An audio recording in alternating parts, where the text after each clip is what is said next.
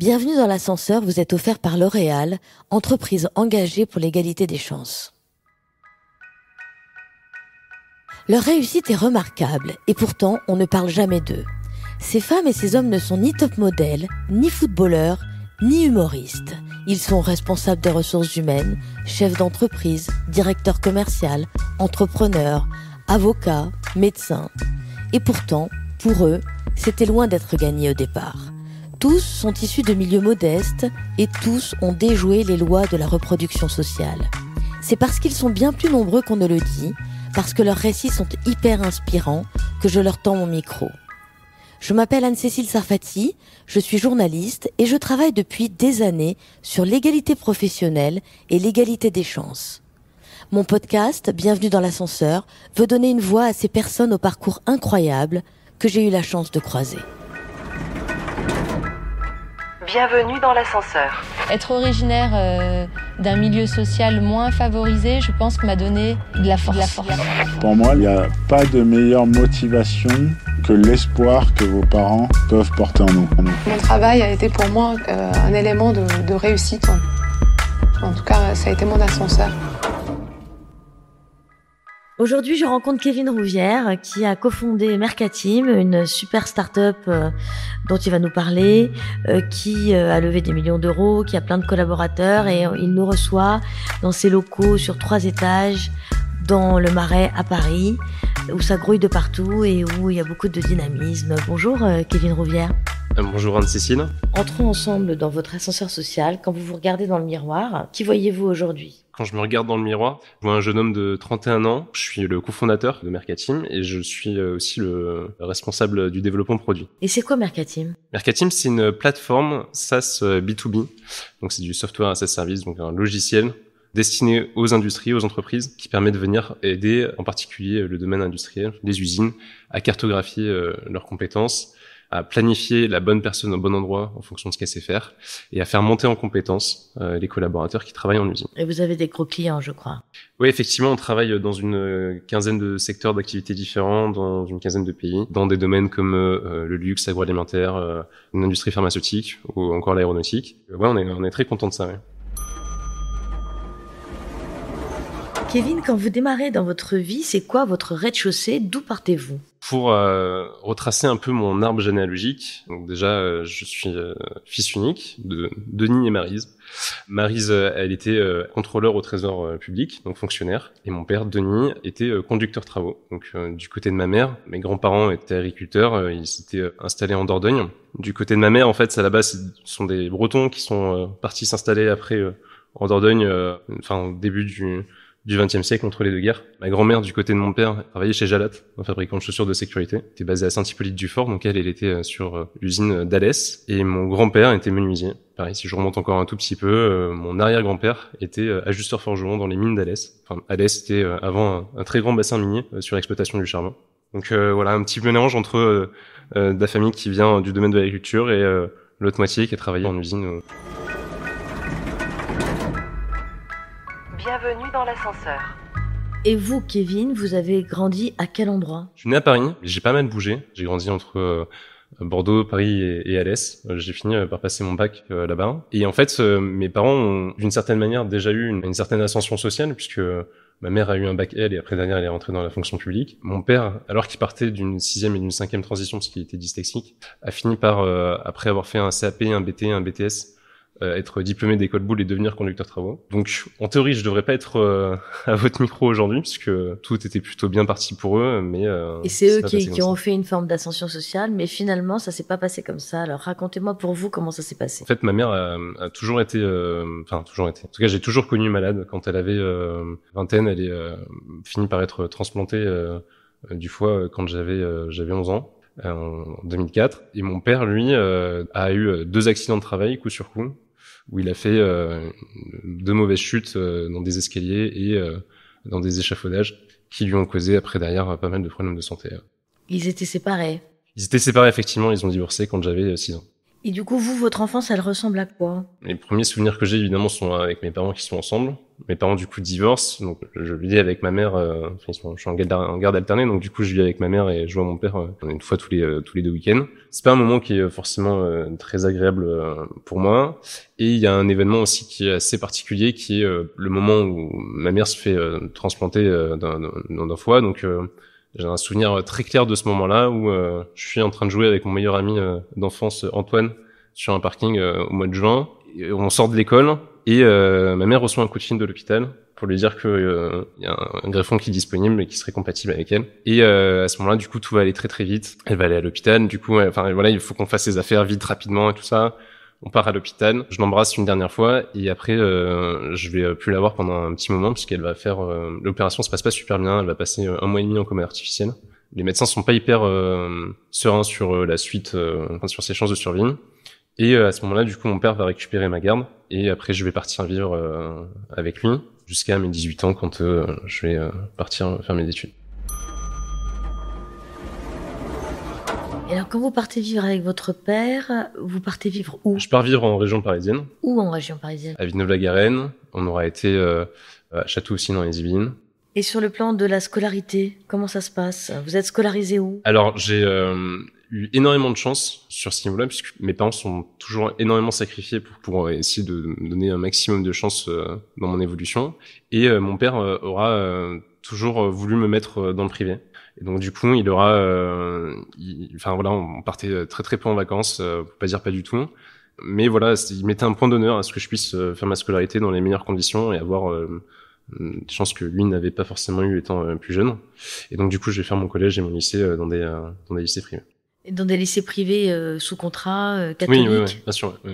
Et donc près de chez vous, vous aviez des transports du coup? Comment ça se passe? Ouais, alors j'habitais pas très très loin de mes établissements, donc en plus de ça, comme je vous dis, j'avais mon père qui était au chômage et enfin qui du coup en gros a commencé par être en accident de travail, puis avec la crise de 2008, son entreprise fait faillite et donc du coup, enfin l'entreprise dans laquelle il était embauché fait faillite, donc du coup il se retrouve au chômage, ce qui fait que il a mis vraiment 10 ans de sa vie entre parenthèses pour m'élever. Voilà, en fait, il s'est toujours hyper bien occupé de moi, il a toujours été très très présent, donc soit j'allais à l'école à pied, soit il m'emmenait, mais j'ai une reconnaissance infinie envers lui puisque je connais dans mon entourage, en tout cas, j'ai aucun ami qui a eu cette relation avec ses parents, en particulier avec son père, qui a été autant dévoué à l'éducation de ses enfants, quoi. Et votre maman, à l'époque, vous la voyez quand elle a récupéré, j'imagine, un peu sa santé, Oui. peut-être? Vous la voyez tous les 15 jours, du coup? Non, je la vois tous les mois, et donc elle est elle basée à Bordeaux. Voilà, je la vois une fois par mois pendant le week-end. C'est dur parce que quand j'ai 6 ans, mes parents divorcent et je suis triste de pas voir mon père.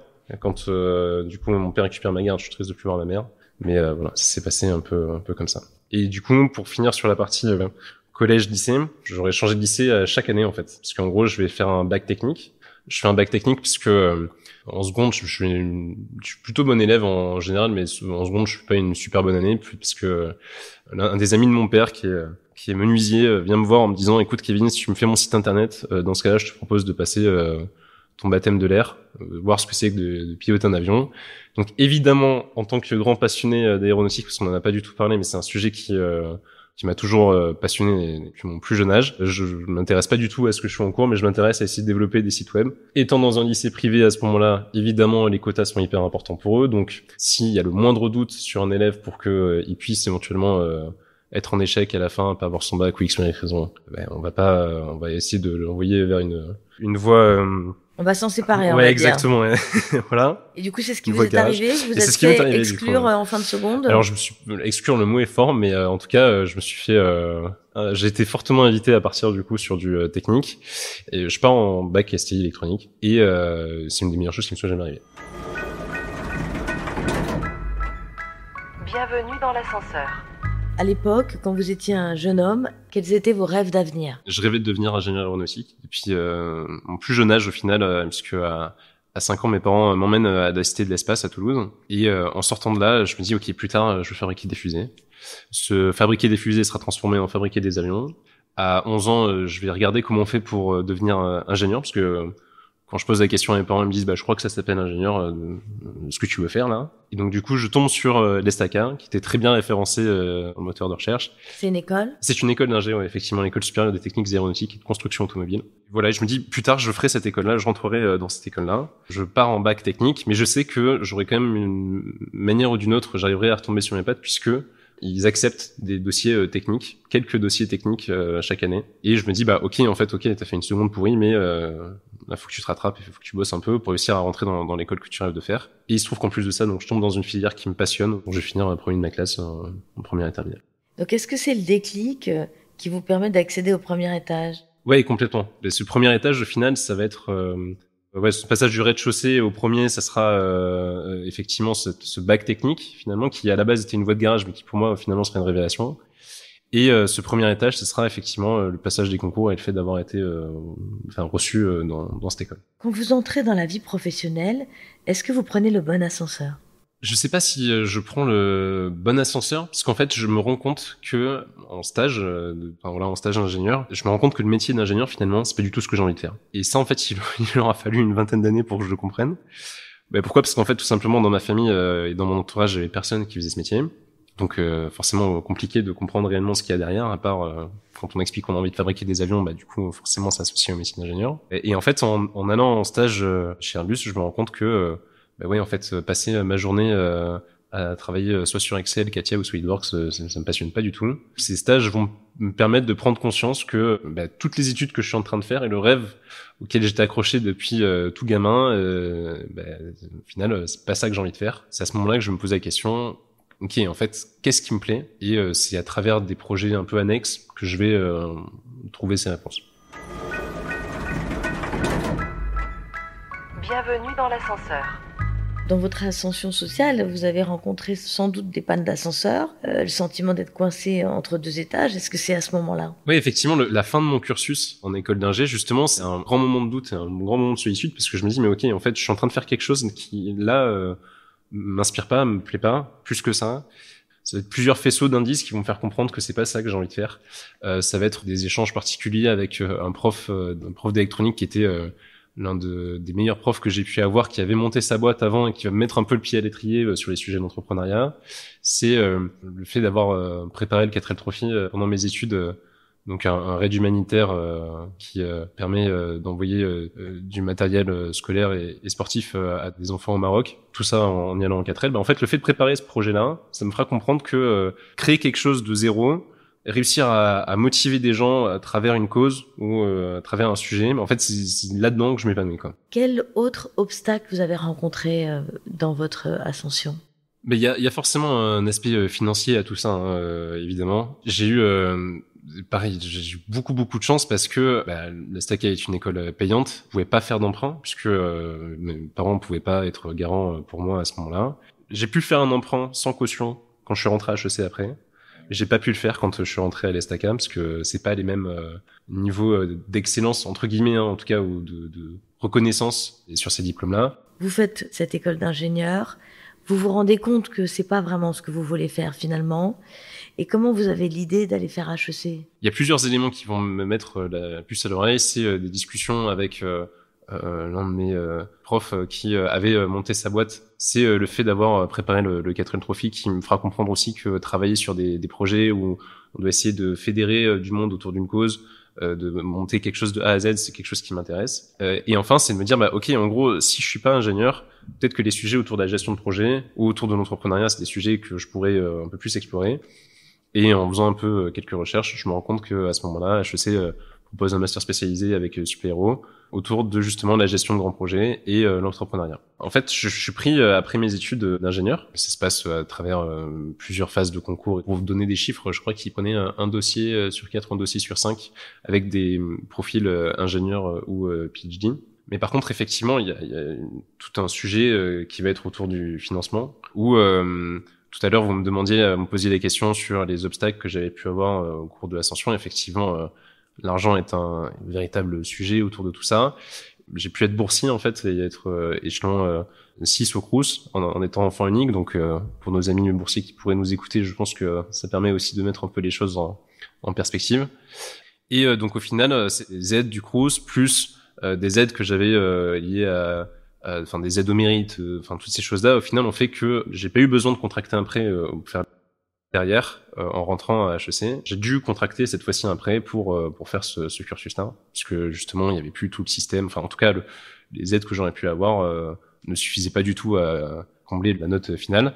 Et en plus de ça, j'avais l'opportunité de pouvoir faire un prêt sans avoir besoin de garant, chose qui n'aurait pas été possible pour moi au moment des stacks. Kevin, est-ce que vous avez croisé ce qu'on appelle le racisme social? J'ai pas mal été jugé sur mon prénom. Ça, c'était un vrai sujet. Elle s'appelait Kevin, effectivement. C'est un marqueur social? C'est très très fort, ouais. C'est très très fort. Alors, si mes parents écoutent ce podcast, ils vont me détester parce qu'ils sont très fiers de m'avoir donné ce prénom, mais je vous garantis que c'est un vrai marqueur social. Mais c'est-à-dire, racontez-moi. Et associé à plein de choses. Ça peut être dans la vie professionnelle ou même sentimentale. C'est des choses qui rentrent en compte, qui sont associées à une catégorie socio-économique particulière. C'est des choses qui se ressentent, quoi. C'est une connotation du coup qui est assez marquée. Et j'ai déjà hésité à changer de prénom en fait pour essayer à ce point-là. De supprimer ça. Par exemple, mon deuxième prénom c'est Loïc, qui est associé du coup à mes origines bretonnes aussi, dont on parlait en introduction. Et je me suis à un moment donné beaucoup posé la question de ok, en fait, est-ce que je changerais pas de prénom pour masquer ça, quoi. Quand par exemple, je sais que vous êtes le seul qui s'appelle Kevin et que tous les autres dans la promo c'est des Victoire, des Camille, forcément du coup ça met de facto une distance. En fait, je pense que tout ça, ce prénom-là, il résume des distances, enfin des codes que je n'avais pas, qui étaient que d'autres familles pouvaient avoir. Mais c'est des choses, par exemple, que j'ai pu vivre aussi dans mon cursus dans le privé, au collège ou au lycée. C'est des soirées auxquelles vous n'êtes pas forcément invité, pas parce que vous n'êtes pas cool, mais juste parce que tout simplement vous rentrez pas dans les cases. Et effectivement, ces soirées-là, elles sont organisées par des Gontran, par des François, par des machins, quoi, mais elles sont pas organisées par des Kevin, quoi. Enfin voilà, et les Kevin, les Jordan et tout ça, ils sont pas invités à ces événements-là. Donc en fait, au final, on n'est jamais venu me voir en se moquant de mon prénom directement, mais en fait, c'est plus le fait de se rendre compte qu'on rentre pas dans un moule, qu'on rentre pas dans un microcosme. Vous êtes en train de m'expliquer, en fait, une forme d'endogamie. Dans les écoles privées et pourquoi pas à HEC, de gens qui sont des bourgeois en fait. Exactement, il y a un certain entre-soi. Enfin voilà, c'est d'une manière très naturelle, hein, qui se ressemble, s'assemble, et au final, vous n'avez pas forcément les codes. On vous a pas élevé avec ces valeurs-là, ou on vous a pas élevé dans ce contexte-là. Forcément, il y a des choses que vous faites mal ou vous faites pas ou quoi. Et comment vous avez mis des mots là-dessus? Comment vous avez mis votre prénom sur cette exclusion? Alors il y a deux trucs, c'est déjà sur les réseaux sociaux, c'est un prénom qui est hyper connoté. Enfin, si vous voyez n'importe quel humoriste, dès qu'il y a un prénom un peu bateau à dire pour représenter une situation d'un gars qui fait une bourde ou quoi, il va utiliser Kevin. Enfin, encore une fois, et c'est pas de l'acharnement que je fais là-dessus, quoi, mais c'est juste un simple constat. C'est le fait que vous avez mis vos proches ou quoi, dès qu'il y a quelqu'un qui fait une vidéo. Alors voilà, je vais la recevoir 15 fois parce que du coup la vidéo concerne le prénom Kevin. Enfin, oui, c'est ce genre de choses-là du coup qui sont associées à ça. Et je vous dis après derrière, c'est aussi lié à tout à l'heure je parlais aussi des sujets autour de la vie amoureuse. J'ai discuté déjà avec des amis qui me disaient mais moi par exemple sur les applications de rencontre, un gars qui s'appelle Kevin, je matche pas, quoi. Voilà. Et c'est deux trucs, c'est en mode heureusement que je t'ai rencontré parce que j'avais vraiment un a priori très négatif les gens qui portaient ce prénom, quoi. C'est effrayant quand même.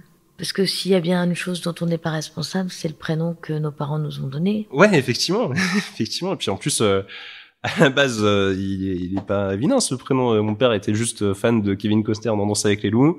Ma mère aimait bien Kevin parce que c'est un prénom irlandais. Et voilà, à la base, c'est breton. À la base, il vient d'Irlande, donc du coup, forcément, elle trouvait que ça reconnectait aussi avec ce passé. Donc voilà.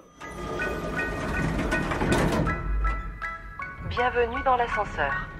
Comment vous avez justement dépassé en fait ces obstacles? Je pense que la chance que j'ai eue, toujours aussi là-dessus, c'est que quand vous avez rien à perdre, tout vous est permis.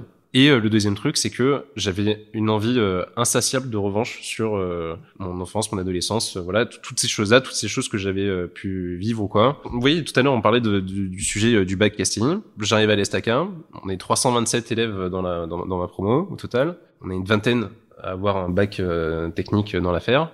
Et à la fin, je termine premier, major de promo sur ces 327 camarades.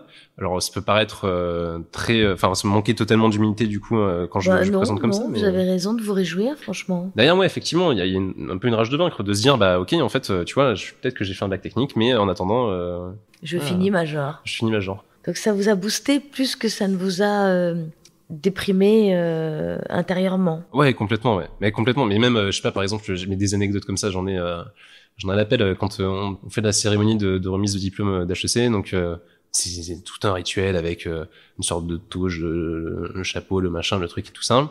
Je venais d'arriver du coup sur Paris, j'ai pas un rond, donc du coup il faut que je trouve une manière d'habiter, hein, évidemment. Donc je m'installe à Créteil pendant 2 ans, place Jean Giraudoux, dans une coloc un peu pourrie, dans une chambre de 11 mètres carrés, quoi. Mes parents ont fait le déplacement. Alors déjà, je suis très content parce que du coup, je vois mes parents qui sont ensemble. C'est des choses qui est quand même, somme toute, assez rare. Je me suis quand même déjà même posé la question si je faisais pas un PhD pour essayer de les revoir encore ensemble. Bon, je me suis dit, ok, on va quand même trouver d'autres manières de faire ça. On termine la remise des diplômes. Mes parents sont avec moi. On rentre à mon appart. Et là, je suis au milieu des tours. Et je leur dis, je veux que vous me preniez en photo avec tout l'attirail là. Et je suis devant la tour. Et mes parents étaient là, mais non, mais t'es sûr et tout, tu vois. Enfin, voilà, ils flippaient, quoi, parce que bon, voilà, c'est pas non plus des quartiers qui sont c'est pas particulièrement chauds, mais c'est juste pas forcément des quartiers qui sont très agréables à vivre. Et moi, non, je trouvais ça trop cool, en fait. Je me disais, ok, ça y est, là, voilà, genre, donc vous étiez fier de votre parcours? Ouais, bien sûr. Alors fier, mais surtout très très reconnaissant, parce que je pense que dans tout ça, j'ai eu énormément de chance en fait. Combien même tout s'est pas forcément super bien passé pour mes parents, parce que comme je disais, ils ont eu une certaine forme d'ascension sociale où ils ont leurs aides qui leur ont été un peu coupées, parce que la maladie, parce que les accidents de travail les ont pas aidés à faire ce qu'ils auraient voulu faire. Cette fierté qui est importante, c'est le fait aussi de se dire que ouais, c'est juste j'ai eu de la chance aussi sur mon parcours, quoi. Vous êtes en couple. Exactement. Alors justement, dans la construction de votre ascension sociale, il y a aussi une dimension personnelle importante. Est-ce que vous avez connu justement des épisodes d'ascenseur émotionnel liés justement à cette ascension? Alors, on en a un peu parlé sur les études, sur les obstacles socioculturels en fait, voilà. Mais est-ce que dans votre ascension, il y a aussi la question de la mise en couple, voilà, de faire votre vie personnelle? D'abord, votre épouse, elle est issue d'un milieu socioculturel qui est proche du vôtre ou pas? Alors pas vraiment. Elle, pour le coup, donc sa maman est pharmacienne, elle avait son officine. Son père était journaliste. Historiquement, dans la famille, il y avait, il y avait pas mal de ressources. Donc c'est un milieu socioculturel plus privilégié. Et alors vous, quand vous arrivez dans cette famille-là, est-ce que vous sentez un décalage? Non, je sens pas particulièrement de décalage. Et en fait, pour la simple et bonne raison que je me suis jamais dit qu'il fallait que je fasse mes preuves de quoi que ce soit. Parce que j'avais besoin de prouver, je m'étais déjà prouvé. Quand on prend l'ascenseur social, on est souvent un peu, on vit des épisodes un peu d'éloignement de son milieu d'origine. Et comment vous faites, vous, pour essayer de réconcilier votre milieu d'origine et votre milieu d'aujourd'hui? Elle est terrible, cette question. Elle est terrible parce que ce grand écart, il est pas facile à encaisser. Enfin, les problématiques, par exemple, que je vais avoir à gérer dans mon quotidien, donc chef d'entreprise ou même autour de la situation financière ou ce genre de choses, je regarde où sont mes parents et où sont où est par exemple mon oncle qui a récupéré l'affaire familiale du côté de ma mère, qui a récupéré du coup la ferme.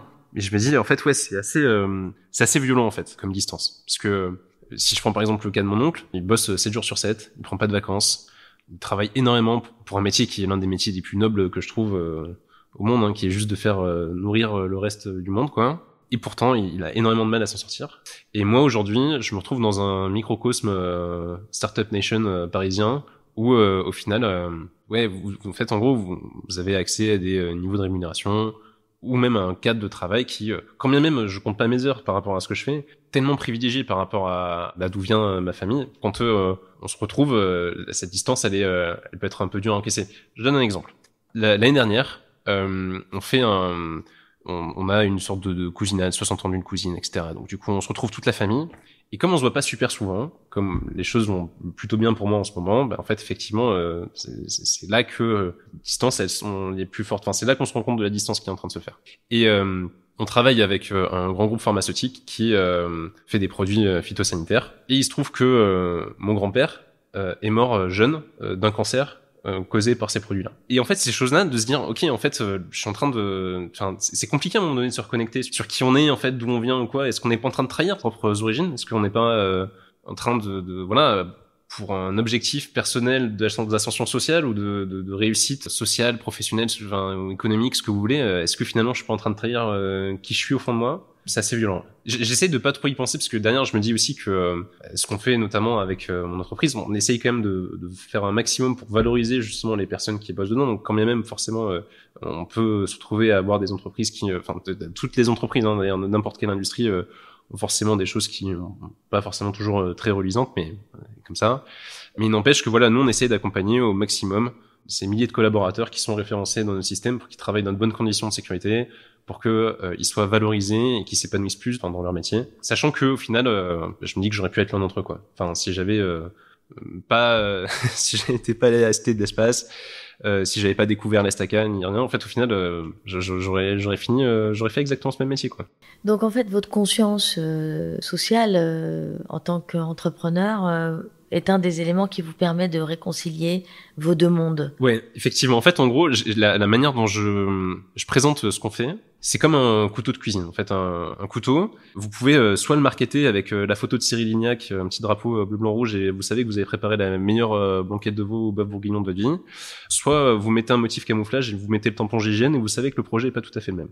Et donc, le fait que, par mes origines et mon contexte familial, j'ai pu voir en fait en gros quel pouvait être l'impact de l'industrie, enfin de ces grosses machines sur l'homme avec un grand H. Et ben en fait, je pense que c'est ce qui m'aide aussi à prendre les bonnes décisions dans ce qu'on développe, pour pas faire n'importe quoi et pas juste faire au final quelque chose qui est au service entre guillemets du grand patronat et qui dévalorise, ou en tout cas considère les collaborateurs comme leurs collaborateurs comme des numéros dans leur système, quoi. Est-ce qu'il y a d'autres moyens que vous avez trouvés pour réconcilier ces deux mondes, celui d'où vous venez, celui où vous êtes? Ouais, alors si, il y a déjà, j'ai toujours essayé de rester proche des amis d'enfance avec qui j'étais, parce que c'est ce qui m'aide aussi à rester connecté, enfin à mes racines, quoi. Quand même, on se voit pas tous les jours. Par exemple, le meilleur ami dont je vous parlais tout à l'heure, avec qui j'étais sur le parking en train de jouer quand le téléphone a sonné pour ma mère, je suis toujours très en contact avec lui et on s'entend toujours très bien. Et il m'aide aussi à garder les pieds sur terre. Il fait quoi lui aujourd'hui? Il a fait une formation de carrossier, puis il a fait de la carrosserie pendant quelques temps et après il a fait des études de développeur web et voilà, et maintenant du coup il s'est reconverti dans ce domaine-là. Et est-ce que par exemple il y a vous intervenez dans des assos ou des choses comme ça ou pas? Alors, j'interviens pas directement forcément dans des associations, mais là, par exemple, typiquement, participer à votre podcast, c'est une occasion de montrer à des jeunes que cette ascension, elle est possible. C'est pas forcément des sujets sur lesquels j'aime particulièrement m'exposer, parce que c'est quand même des sujets qui sont très perso, et puis là, on parle d'ascension sociale, mais il y a quand même autour de ça, il y a quand même pas mal pas d'échecs, mais en tout cas pas mal de souffrances, pas mal de choses du coup là-dessus. Donc c'est pas forcément des sujets sur lesquels j'adore particulièrement m'étendre. Mais je pense qu'aussi c'est important de pouvoir présenter justement aux jeunes que des gars comme moi, il y en a des gars et des filles comme moi, il y en a des millions. Et d'ailleurs, c'est toute la portée de votre podcast, d'essayer de mettre en lumière des personnes dont personne ne parle. Et donc voilà, je pense que déjà participer à ce genre de choses aide un peu à mettre en lumière le fait que ce genre de parcours est possible. Et puis après, derrière, c'est là par exemple, je suis en train de regarder avec mon école d'ingé pour essayer de voir comment est-ce que je pourrais participer à 1 heure ou 2 heures par-ci par-là pour essayer de faire un peu d'évangélisation sur ce qu'on est capable de faire. Parce qu'en fait, je trouve que la manière dont on explique les évolutions possibles aux jeunes aujourd'hui sont catastrophiques. Justement, qu'est-ce qu'il faudrait changer collectivement pour accélérer l'ascenseur social en France? En fait, je pense qu'il faut, à mon point de vue, l'ascenseur social, il fonctionne en France sous certaines conditions. Déjà, j'ai eu encore une fois, j'étais boursier échelon 5 ou 6, donc en fait à ce moment-là, effectivement, les robinets s'ouvrent et donc du coup, pour financer des études, c'est tout de suite beaucoup plus simple que quand vous êtes échelon 0. Le fait d'être tout au bout du spectre fait que j'ai pu être accompagné correctement du coup là-dessus. Et je pense qu'il y a toute une phase, toute une sorte de ventre mou en fait, qui n'est pas du tout adressée. Et pourtant, du coup, c'est pas forcément des jeunes qui auraient des situations très très différentes de celles que j'ai pu être. Et la deuxième chose derrière, c'est que, mais je pense que c'est quelque chose qui est ancré aux Français, c'est le fait de mettre les gens dans des cases, dans des catégories. À partir du moment où on fait certains choix, il y a plus de passerelles qui sont possibles. Comme je le disais, je suis parti en bac technique. À aucun moment on m'explique que je peux devenir ingénieur. Je deviens ingénieur parce que je sais que je peux le devenir et je me suis renseigné sur le fait que, ok, est-ce qu'avec un bac technique je peux faire les STACA ? La réponse est oui. Donc du coup, je me donne les moyens d'y arriver. Quand je fais mes études en école d'ingé, à aucun moment on nous explique que en fait, t'es pas forcément obligé de faire ingénieur calcul en sortie d'école pour une SS2I. Tu peux aussi, je sais pas, si t'as envie de travailler dans la finance, tu peux faire de la finance, tu peux faire comptable, tu peux faire du conseil, il y a plein de trucs qui te sont accessibles. Et il aura fallu que je rentre à HEC pour comprendre quel était l'horizon des possibles, quoi. C'est dommage, quoi, d'avoir besoin à payer aussi cher pour avoir ces éléments de réponse, quoi. Et je pense que effectivement aujourd'hui on évangélise absolument pas assez sur quelles sont les passerelles qui sont possibles d'un cursus à l'autre. Et c'est bien dommage.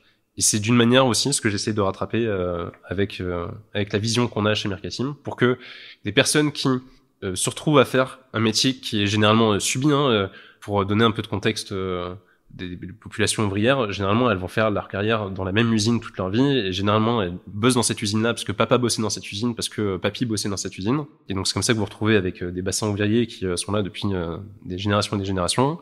Et sauf qu'en fait à aucun moment il y a quelqu'un qui est venu les voir en leur disant, en fait juste Michel, viens, tu poses cette clé dynamométrique là, et puis je vais te montrer que tu peux faire autre chose. Tu pourrais peut-être je sais pas, devenir technicien qualité, tu pourrais faire ingénieur méthode.